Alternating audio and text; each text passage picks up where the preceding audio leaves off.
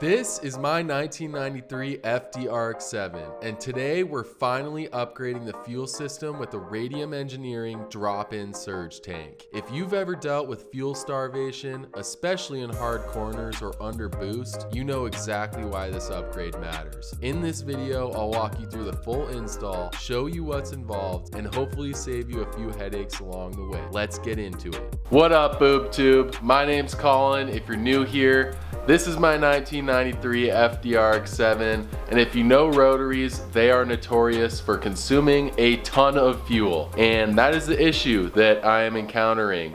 I have one Walbro Hellcat 525 LPH fuel pump in this thing, and fuel pressure still drops off a little bit on the high end. To be safe, we're going overkill. Today, we are gonna be throwing in two Walbro Hellcat 525 LPH fuel pumps with an Aeromotive 340 lift pump using the Radium drop-in surge tank. Shout out Radium. But without further ado, let's start getting into this install. I've got everything laid out here on the bench, but first things first, we're gonna have to pull the old fuel hanger assembly out of the RX7 so that we can reuse the old fuel pump, and there's a few things we gotta take off that fuel hanger to put onto the new Radium one, so let's do it. Thankfully, I've done this process a million different times trying to figure out my fueling issue, and you can see that I already rewired the fuel pump into the battery, so it has a higher voltage to it. But let's go ahead and get this torn apart.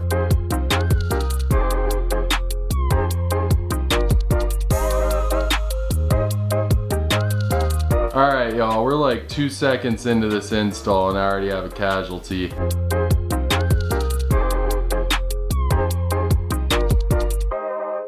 Well, there you have it, y'all. The old hanger is out and on the table, ready to be worked on. So on this guy, I know we're gonna steal our gasket here. We need the fuel level hanger assembly, and then I need this pump. Let's get that disassembled, and then we can start looking at the instructions on how to assemble that guy there. So let's do it.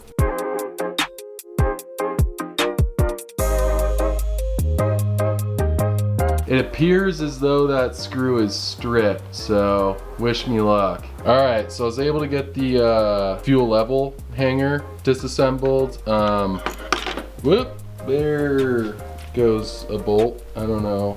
All right, as I was saying, I have the stock fuel level hanger disassembled, and I stole the old gasket, so we should be good to go to start working on the Radium assembly.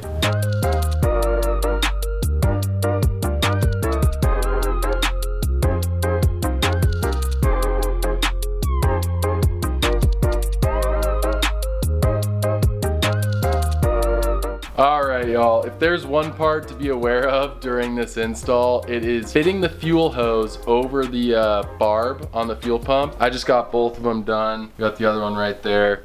But this, yeah, this was but we got it done. Well, let's carry on.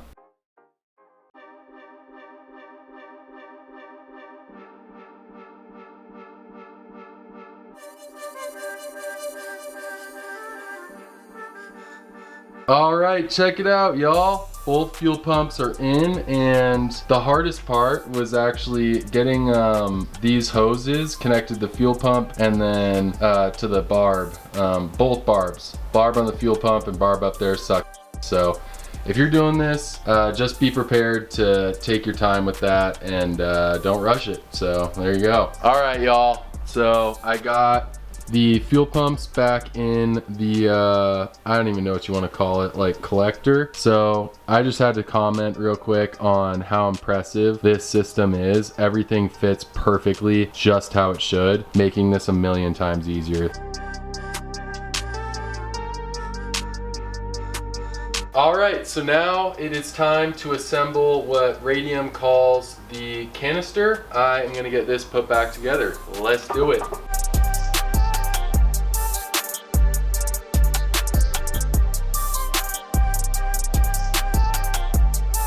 All right, y'all, the canister is assembled. Let's just take a moment to appreciate how beautiful this truly is. Like, thank you Radium, for such an amazing product. All right, so now that we have our canister assembled with our two Hellcat, the Walbro 525 LPH fuel pumps, that's gonna be plenty of fuel. I'm never going to see my car lean out again.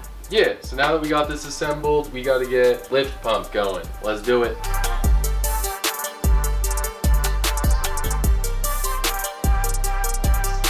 All right, y'all, so we're to the part now that I was fearing the most. I cut the stock connector and now it's time to repin these. Radium includes two sets, essentially, for people like me that aren't very experienced at pinning things.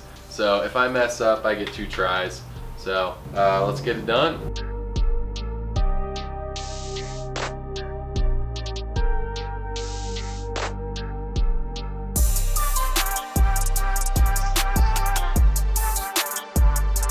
All right, y'all, I went ahead and got the lift pump in. Let me see if I can't show you guys that. Kind of see it in there. So I got the lift pump assembly in, and now we just got to go ahead and get the rest of the fuel pump assembly in, and we should be good to go. Should be able to wire these pumps up and get this thing back on the road.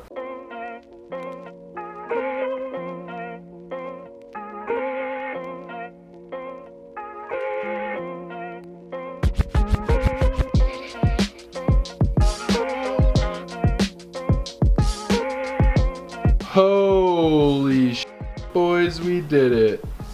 Oh my God, boys, we're almost to the finish line. I got a ton of wiring ahead of me. I'm setting up each fuel pump on its own relay and its own power ground. Of course, the feed line from Radium is a 10 AN. My feed lines are 8 AN. So I ordered an adapter, so that'll be in tomorrow. I'm gonna finish buttoning this up and then I'll check back in with you guys and show you what I did for wiring. All right, it's the next day and checking in here. I've got 3 different fuel pump relays routed throughout the car. You can see them right there.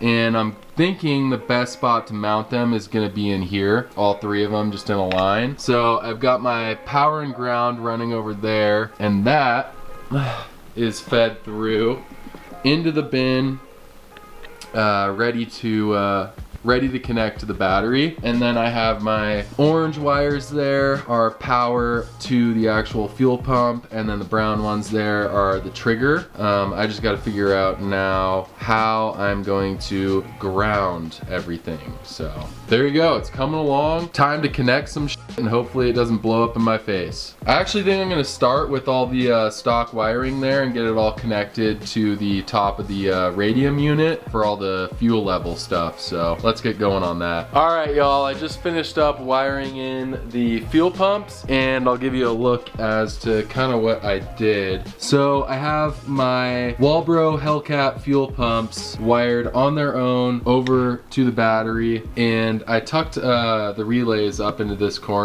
I think that's a good little access spot. But while I was doing this, I mixed up my feed and return lines. So I got a little bit of a fuel leak there, but letting that air out, and then I'll button this all up. But I'll show you the battery. Currently have a tender on it, but yeah, so I just threw the grounds on the battery and the power for the fuel pumps on the battery as well. So pretty straightforward. Oh, and then the lift pump, let's see if I can find it for you. The lift pump over there is running off of the stock harness. So it does not need the amount of voltage that the other 2 Walbro pumps need. So I just left those on the stock harness. Stock voltage. That was actually recommended by Radium. That's a wrap, honestly. I'm gonna take the car out and go for a drive and see how fuel pressure holds up. So, all right, y'all, we're in the RX7 and we are cruising to an undisclosed location to go ahead and give this fuel system a good little test. So let's get over there and we'll see how this fuel system holds up and see if we're dropping any fuel pressure. So let's get it. All right, we made it out to the undisclosed location to do some not illegal activities. But I have my girlfriend behind the camera. Girlfriend, say hi. Hi. But we're gonna run some flybys, maybe do some donuts, and let's just test this fuel system. Let's do it. Boom.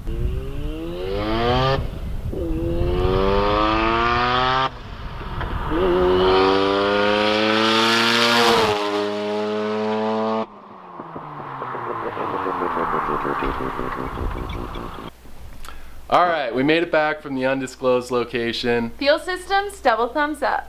Drop a comment on what you guys want to see me do next with the FD RX7. And if you want to support the channel, hit the subscribe button. I'm going to try and crank out a bunch of content for you guys. I'll catch you in the next one.